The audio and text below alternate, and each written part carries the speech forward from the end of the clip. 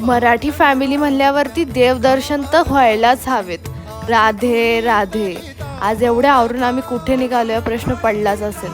तर आज आमची सगळी फॅमिली देवदर्शनाला निघाली होती. मराठी फॅमिलीत राहतोय म्हणल्यावर देवदर्शन तर होतंच. वर्षातून एकदा किंवा 6 महिन्यातून एकदा सगळे देवदर्शन केले जातात. त्यामुळे आम्ही सगळे एकत्र येतो आणि देवदर्शनाला जातो.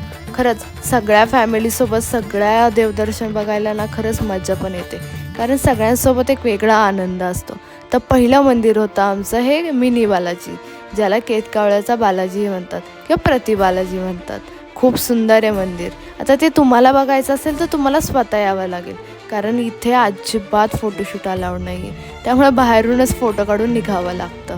आणि आमची सगळी फॅमिली एवढ्या वारात गोळा खात होती, पण मी आपली मस्त जांभळं खायला गेले होते.